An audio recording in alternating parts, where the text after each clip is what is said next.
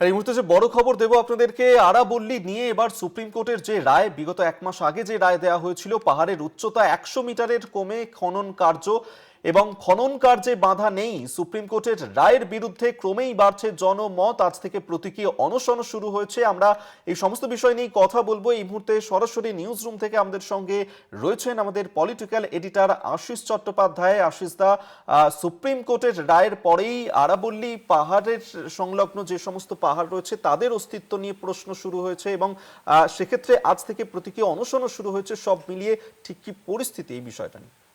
দেখো, supreme court আরাবল্লী পর্বত পাহাড় নিয়ে যে রায় দিয়েছে, আরাবল্লী পাহাড় সিস্টেম একটা 4টে রাজ্য জুড়ে শত শত কিলোমিটার জুড়ে এই কম উচ্চতার পাহাড় শ্রেণী রয়েছে।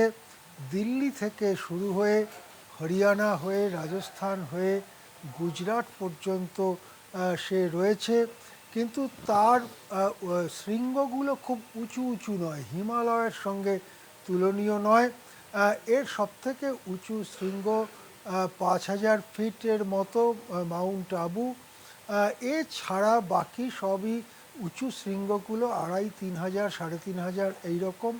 এবং বেশিরভাগ এলাকা আরাবল্লী পাহাড় বা পর্বতমালা বা যাই বলা হোক, তার উচ্চতা কম, মানে ছোট ছোট টিলার মতো একটা ভূ প্রকৃতি যেটা ছড়িয়ে রয়েছে 1000 বর্গ কিলোমিটার জুড়ে। এখন সুপ্রিম কোর্ট বলেছে যে যে জায়গায় পাহাড়ের উচ্চতা 100 মিটার নয়, সেই জায়গাটায় খনন করা যাবে বা অন্য কোনো কাজ, বাড়িঘরদোর তৈরি বা অন্য কিছু করা যাবে।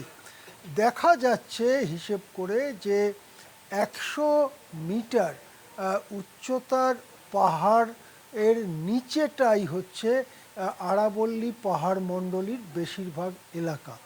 অনেকে মনে করেন যে যেভাবে নির্দেশিকা দেওয়া হয়েছে তাতে আরাবল্লী পর্বত মণ্ডলী বা পাহাড় মণ্ডলীর বেশিরভাগ এলাকাটাই, অনেকে মনে করছেন 80% এলাকা এই তথাকথিত উন্নয়নের কারণে ধ্বংস হয়ে যাবে এবং সেখানে আর পাহাড় থাকবে না। সেখানে হয়তো বাড়ি ঘর দোর বা খনিজ উত্তোলনের ব্যবস্থা বা পর্যটন কেন্দ্র বা অন্য কিছু গড়ে উঠবে, রাস্তাঘাট হয়ে যাবে। এর ফলে ওই অঞ্চলে পরিবেশ ভয়ঙ্করভাবে ধ্বংস হবে বলে মনে করছেন পরিবেশের সঙ্গে পরিবেশ আন্দোলনের সঙ্গে যুক্ত ব্যক্তিরা। তারা মনে করছেন যে এর ফলে ভূগর্ভস্থ জলের যে সঞ্চয় ওই 4 রাজ্য জুড়ে, সেই ভূগর্ভস্থ জলের সঞ্চয় গুরুতরভাবে ক্ষতিগ্রস্ত হবে। শত শত ধরনের প্রাণী, বিশেষ করে পাখি এবং চিতাবাঘ সহ নানা ধরনের প্রাণী যারা ওখানে এতকাল ধরে প্রাগৈতিহাসিক সময় থেকে তারা সেখানে রয়েছে, তাদের জীবন অস্তিত্ব ধ্বংস হয়ে যাবে, প্রাণী বৈচিত্র্য নষ্ট হয়ে যাবে এবং সেই কারণে ব্যাপক আন্দোলন ক্রমেই দানা বাঁধছে। যেহেতু সুপ্রিম কোর্টের রায়, এই জন্য কথাবার্তা যথেষ্ট সংযতভাবেই আন্দোলনকারীরা বলছেন। এখন শেষ যে খবর আসছে, একটা ইমেল আন্দোলন শুরু হয়েছে, যে বিভিন্ন মানুষ ব্যক্তিগতভাবে তারা ইমেল পাঠাবেন এবং 30টি কর্তৃপক্ষের কাছে এই ইমেলের কপি পাঠানো হবে। ইমেল পাঠানো হবে সুপ্রিম কোর্টকে, ইমেল পাঠানো হবে রাজ্যগুলোর মুখ্যমন্ত্রীকে এবং অন্যান্য কর্তৃপক্ষ, কেন্দ্রীয় সরকার, তাদের কাছে ইমেল পাঠানো হবে। প্রাথমিকভাবে কয়েক লক্ষ ইমেল পাঠাবার সিদ্ধান্ত হয়েছে এবং এই ইমেল ওই অঞ্চলে যারা থাকেন, আরাবল্লী পাহাড়ের ভেতরে বা কাছাকাছি যারা থাকেন, যারা আরাবল্লীকে ধ্বংস করা হলে সরাসরি ক্ষতিগ্রস্ত হবেন বলে মনে করছেন, সেই মানুষজন এই ইমেল আন্দোলন শুরু করেছেন। একটা প্রতীকী অনশনও শুরু হয়েছে। পরিবেশ ঘিরে একটা খুব বড় সড়ো আন্দোলন এর আগে আমরা নর্মদা বাঁচাও দেখেছি, বা এই ধরনের বড় আন্দোলন আমরা দেখেছি, আমরা চিপকো আন্দোলন দেখেছি।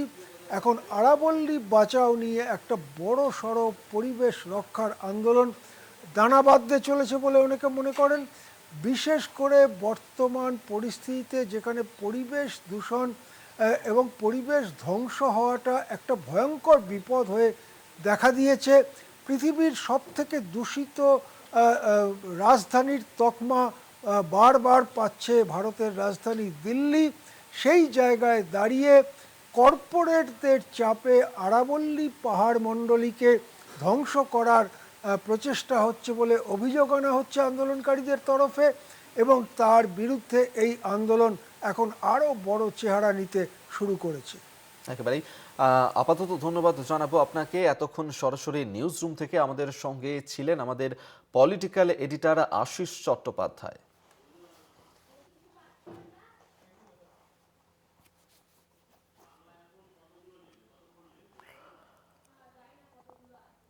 আরাবল্লী নিয়ে সুপ্রিম কোর্টের যে রায়, এবং সেক্ষেত্রে সুপ্রিম কোর্ট জানিয়েছিল যে ভূপৃষ্ঠ থেকে উচ্চতা 100 মিটারের বেশি হলে তবেই সেই পাহাড়কে আরাবল্লীর পাহাড় শ্রেণীর অংশ বলা যাবে, তার অনুচ্চ হলে তা বলা যাবে না, এবং সেক্ষেত্রে এই এলাকায় খনন কার্য করা যাবে, যা নিয়ে পরিবেশবিদরা তারা এই মুহূর্তে আন্দোলন শুরু করেছেন সেখানে।